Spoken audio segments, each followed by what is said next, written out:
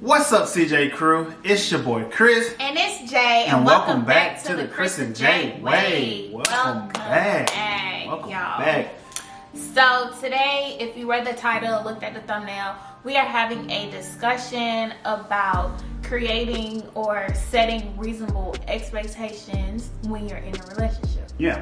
So and this is a relationship 101. Y'all know we come to y'all with good relationship tips, advice, facts, advice, all of that. Look, all that in one soiree. Yes, and we actually created a playlist on our channel with all our relationship videos. So if you missed our previous relationship 101 videos, go ahead and check those out. Go back and check them.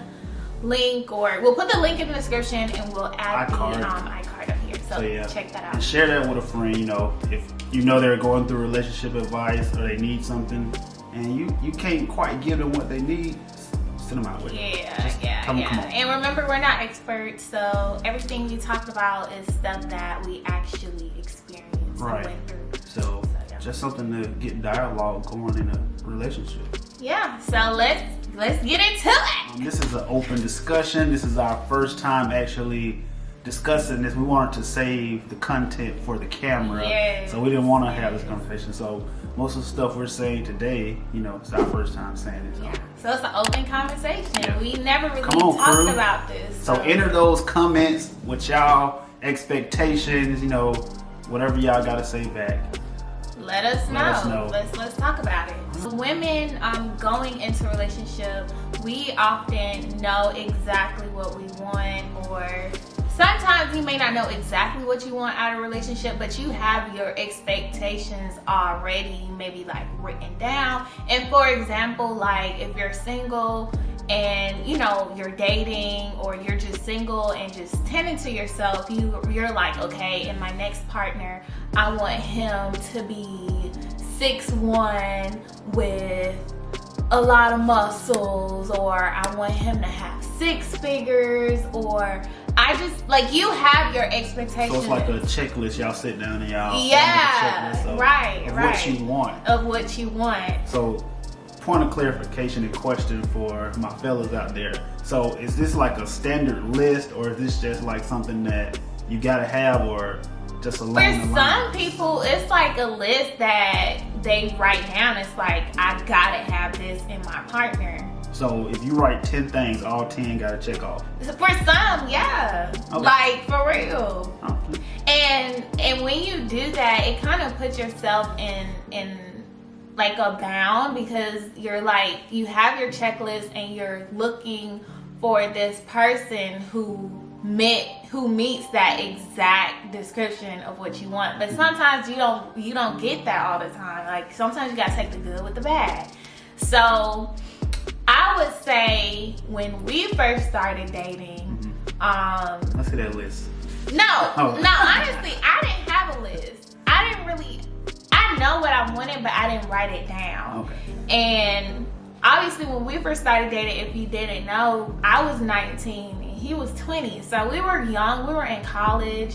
Like, I didn't, maybe if we dated when we were like now, like start dating now, maybe I would have a list. Okay. But back then I didn't have a list. I just knew what I wanted. So I've always wanted to be married. I've wanted to have children, wanted to have a family. So I was just like, okay, when I met you, I really wasn't looking for a partner or looking for a relationship. Like, you just happened. Like, you did. Like, I wasn't sitting in my dorm like, okay, like, I want a boyfriend. Like, I was really chilling and you just came. So for me, like, I didn't have nothing like written down of what I wanted in a partner. Like, you just happened. But I always knew that I wanted certain things by a certain time. And I always said, like, I wanted to be married by 25. I wanted to have a baby like maybe a year after I get married. So that's around 26, 27. And I felt like, and other women too, let me know how y'all feel about this. Like, when you have that certain expectation and then now you're with that person, obviously you're gonna put that expectation on them, and it's like, are they really ready for that, or can they meet that expectation? You get what I'm saying? Yeah, I get so for me, let's make it personal. Yeah, it's personal. So we started dating, I was 19, you was 20. My expectation was I needed to be married by 25, and I needed to have a child around 26, 27. Okay. And I kind of made that clear to him, but I don't know, like most people would say like, oh, you're being pushy, or you're like, you know, how do you feel about that? I wouldn't say necessarily it's pushy, because those are your standards of what you want for your life. Because at the end of the day, we are individuals before a relationship, and you want what you want. So you shouldn't have to lower what you want in life for expectations for anybody. So coming to the table with that information, that either is gonna be, that's like your checks and balance system, I feel. So either that guy or me, and since we're personal, it was either my decision at that point to say, okay, by that age, I either don't want to be married or want to be married, or in between that time frame of being married or a kid. That's my decision at that point to say, okay, do I want to keep pursuing her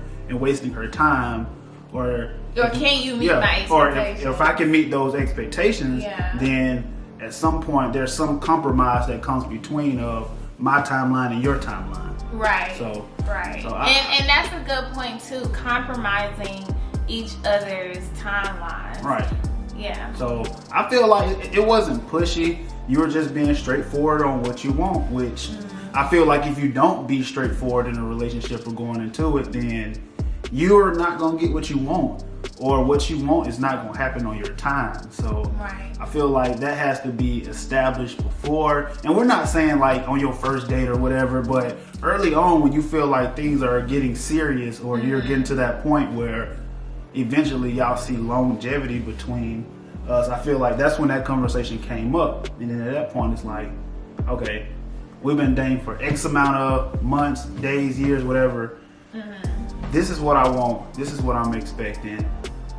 I like you, but can you meet me halfway? So. Right. And I feel like we kind of, well, I'm not gonna say we, or maybe it is we, like, because I had my expectations, and you know, like if you're in a long-term relationship and marriage is the end goal, like you would kind of feel like you know when it's time for you to, or it's time for the guy to go ahead and pop that question. And I would say for me, I thought that you were going to propose to me right after I graduated. I graduated grad school in 2019, right? Yeah, 2019, I graduated from Clark, Atlanta. And I thought in my head, now here I go with my expectations.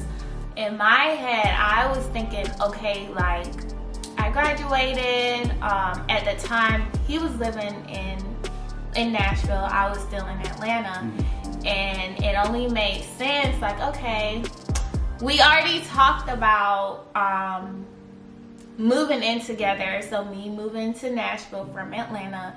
And that was already set in stone. So for me, I really thought that he was gonna go ahead and pop that question, not necessarily at my graduation, but somewhere around that time before I actually moved to Nashville. So I thought that's what was gonna happen, and I never asked you this question. Why didn't you? Like, did you feel like you wasn't ready, or you felt like we needed to maybe live together first? Like, let's talk about that. Okay. Let's talk about that. Let's talk about it. Stuff has hit the fan.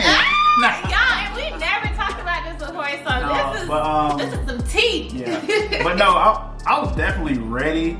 I feel like timeline-wise, where we were in life, I think that we needed that us staying together. I think that's what we needed not to say that we needed to build upon us or what. I think we were in a very great space. Mm-hmm. I think just taking the extra step and initiative to live with each other, that was then, okay, if she can deal with me and my habits, because they say you never know someone until you actually stay with them. Yeah, so that's true. I felt like if she could live with me, then that's perfectly fine. I mean, I knew she was the one, and hopefully she knew that I was the one. Hopefully you knew I was the one. I did. But I just felt like that was just something that was needed just for us to just solidify. Take that next step, solidify that we're good. And to be honest, it was supposed to happen, like shortly, after that, but things happened, things came up, and then boom, we come into 2020. And then 2020 just went way left. Yeah. It was crazy. The date that it actually happened on. It was supposed to happen way before then. When? What was the date? I'm not gonna tell you the date. Why? Because your grandparents were supposed to be here. Yeah. So, if y'all don't know, my grandparents, they live in Jamaica. Yeah. So normally they travel to Atlanta during the summer. Yeah. And it was the summer that they were supposed to be there. And one of her things was always that she wanted her grandparents to be present. Yeah. And she always said that. So I've always said that. The year of her graduation, of course, that summer they weren't there. Mm-hmm. So, still, and that was still within her window of when she wanted to, be proposed and, start your life in the marriage stage. But they didn't come that summer, so it's like, okay, I know they're coming next year. Yeah. So, okay, that's a year of us staying together because we've already agreed that we were moving in and staying together. So now we got a whole year to know, like, hey, if she don't want to stay with me, then I understand, But we had that year, and then that summer, her grandparents were going to be here, and boom. And this was last summer. Yeah, last summer. So and they never came. They never came because of COVID. So COVID happened, and it didn't happen the way that I envisioned or she envisioned. However, it still was in the means of what your expectations were set before. Mm-hmm. I mean, you weren't married at 25, but you were engaged and moving towards marriage at 25. Mm-hmm. So yeah, I think that was still sufficient enough for you. I guess that's where that compromise. Yeah, the compromise came in, and I definitely was ready. Nothing in my mind. I had no doubt that I wasn't ready. Just things happening. It was like, oh well, gosh, this is going crazy. And you gotta look at it too. It's like a gift and a curse too, because if you got married right after my graduation, then we would have been planning for a wedding for 2020. So then 2020 would have been stressful. Everything would have been stopped. So yeah. Everything happens for a reason. But I'm not gonna lie, I felt some type of way, like she did. She did feel. We had to have like a whole conversation, because going back to my expectation and what I thought was going to happen at this time, and like I already had it in my head, like I know when he's gonna propose, I know when he's gonna do this, I know he's gonna do that. So when he didn't do it on my time, I was in my feelings, like I'm not even gonna lie. And it was one weekend. What was it? I was just like, I need to be by myself because I need some time. I was like, I need some time to reevaluate some things, and I was just like, I feel like we need to be apart for a weekend so I can think. And he actually, where did you go? You went home to Birmingham. Home. Yeah, I went home that weekend. Yeah, he went home to Birmingham for that weekend, and I stayed at the apartment here in Nashville, at our old apartment, not this one, obviously. And the whole weekend, like, he was just like texting me like, hey, are you okay? Are we good? Like, what's going on? And I was just like, I need time to myself to think about, like, what am I doing? Like, I need to think about my goals. I need to think. I was just going through a rough time. I was concerned about and her. He was very concerned. I wasn't really concerned about us because I knew my thoughts and what I had going on, but I feel like for you were beating yourself up about it, And I mean, I couldn't say too much without saying a lot. So I was just like, you know, it's fine, and don't beat yourself up, you know. Don't make it seem like you're the problem and your goals are not being met and your expectations are not being met. I don't want you to think that I don't love you. Like, you know, I had to, you know, in my mind, I was like, oh, I know everything's good, but she over here just freaking out, and I'm like, because here I am. It was just like, okay, we already moved in together, like we lived together, and us living together before marriage was never an issue because I actually wanted us to live together before we got married. So that wasn't the issue.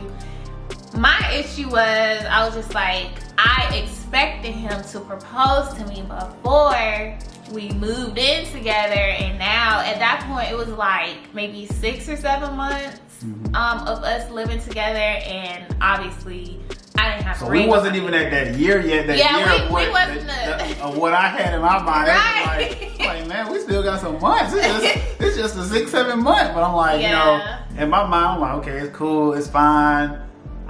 I got this. I'm not sweating at all. I know we did. I was. And she was just really going through it, and I felt kind of bad myself. I'm like, dang, did I do something? But no, it wasn't him. It was really me. And then also too, like, I was going through like a rough patch with I was switching jobs. Like, the job that I thought that was gonna be for me ended up being a job that was just, it was not for me. Like, that job had me really stressed out. I think that played a role, because that job had you stressed. It did. I was like in a very bad place when I was there. I mean, you like drinking a whole bottle of wine. Okay, you made me seem like an alcoholic. I'm just like, but no, I was in a very bad place. I'm not gonna say I was very depressed. Like, I wasn't sleeping. Like, it was bad. It was the job. It was all the job. So yeah, that contributed to, you know, me feeling some type of way about us and where I thought we should have been.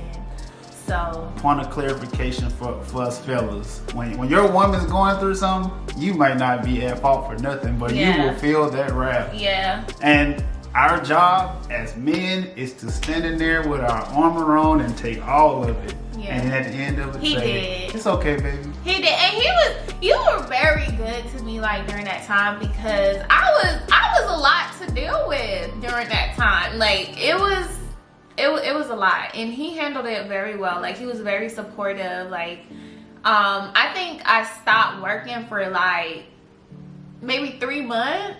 3 or 4 months I wasn't working because I had to quit my job because it was really stressing me out, like I said. So during that 3-4 months of me not working, I just felt so, like, I don't want to say useless, but worthless. Like, I just felt like, I don't know, I was just in a really bad place, and he was just like, it's okay, like, all your bills are good. Like, you don't have to worry about anything. Like, I got it. I got us. Like, just take this time for yourself and just chill. Like, but I can't just chill because in my head, I'm like, you know, I need to have my own. Like, yes, you're my man, and I hear that you got me. But at the end of the day, I felt like I needed to have my own. And at that point, it was just a lot. Me just knowing you, I knew that you needed that mental break, and just a reset. So and what make me mad is when you would say stuff like, "Oh, I felt like I was worthless," and I would get mad, but I couldn't show that I was mad for you saying that, because you know that never fazed me. And if anybody knows me, they know I'm a very positive person, no matter what the situation is. Like, somebody could be on their deathbed, and I will find the most positive thing in that situation and thrive off of it for them. So that's just me. So I was like, no, I cannot let you think that negative. And I'm breaking the positive. Every comeback I had was a positive confirmation back. So, and it's crazy. Like, I found a better job that I'm in right now, and it's just like, you know, everything happened for a reason, and you never know. And that weekend where I was just like, you know, I need time to myself to, like, really think if this is what I want. Like, I was just all over the place, but so it never had nothing to do with it never had nothing to do with him. But at the end of the day, I was making it about you. But when it's it all really right, was just me. Okay. Yeah, and he gave me that space. Like I said, he left, he went home, and when he came back, like we had like a really long conversation, like a very, heart to heart about, how I was feeling and why I was, acting like that. So that's y'all tea. That's some tea for y'all today. I mean, y'all sip that, drink that, pour that, however you want to do it. But yeah, so that just ties back to reasonable expectations. Reasonable. So, yeah, what I said. Reasonable. I don't know what you said. I said it, but I said it just really fast. When women, y'all are doing y'all checklists, because us as guys, I don't think we personally make checklists. Some guys may, but I feel like we just know in our mind what we want. Mm-hmm. And we know when we want it. Mm-hmm. And we don't, I mean, some guys may sit and write it out, but majority of us don't. So for the question is for the ladies and the guys that do write, you can answer this question too. So with that checklist, do you feel like some women may miss Mr. Right by just trying to check off everything off that list? Yeah. Okay. I feel so, because if you have literally 10 things on that list that's a must, and then you have this guy here, a really good guy, but he only has 7 things on your list, and then you're just like, oh no, you didn't meet the other 3, so bye. And then turns out he's like a really good guy. And then, like we talked about in one of our other relationship videos, like you have to learn how to compromise, like take the good with the bad and see if you can make it work. Right. But they're true. And does all, like on that list, like a must have, does a must have just, does it differentiate for every person? Like your must might not be the next woman's must. Yeah, I mean, every woman's checklist is gonna be different. Of course, but and for me, I would say a must on my list, if I had one, I didn't make one, but my must would be like, my partner has to practice the same religion as me, Christianity, and I'm not compromising on that. Like, it's certain things that you're not gonna compromise on, right? For sure. So it just depends. Yeah. So I feel like height is something that can be compromised on. I think status, like his money, like how much money he makes. I think a must is anything that will be hard to change. Yeah, that's a good point. And I feel like a must should not include anything as far as like physical or, can't find another word, but anything that you can physically change should not be a must either. Are you talking about like weight? Yeah, or weight. Like what they look like? Like weight, looks, height, I feel like should not be considered a must. I feel like as people, women or men, if you consider those as a must, you're gonna miss out on a lot. That's true, because physical appearances, they change over time. Like, shoot, when we first got together, I was a good 110 pounds. And I'm far from 110 pounds right now. So it's like, those things may change. So things like that shouldn't be a must. You're still beautiful, by the way. Thank you, honey. But like things like that, I feel like should not be considered as must. A must, yeah. But as far as like your expectations is to have someone that practices the same religion with you. Someone that does have future plans or life goals. Someone that wants to get married. Someone that wants kids. I feel like those are necessity musts that should go on. That's a good point, but everyone doesn't think like that. And that's some true. Ladies, their lists are strictly about like what someone may look like or what their status is, how many cars they have. Like some people don't really go in depth like that. Yeah. And it's sad, but it's true. I wish I had some soft music right here just to say, ladies, fellas, look at the camera right now. If you are making a list of musts, please do not include high priority on your list as looks, weight, financial class. Those things can change. Yeah. Don't miss out on someone that can be your next best thing in life by trying to check off some things that's gonna change over time. Yeah. So, boom. So facts. All facts. Facts. But I hope you guys enjoyed this video. I felt like we just shed some light and somebody needed this video. Somebody zoom in on our lives, and you know. Yeah, we gave y'all a little rough patch. About it. Well, and not necessarily like a rough patch, like something like we couldn't deal with, or like something that we both done to each other. But just kind of relationship comes with rough patches. I mean, and you know, setting those crazy timelines, and when you think you want to have this and that, it puts a strain on the relationship as we shared. Right.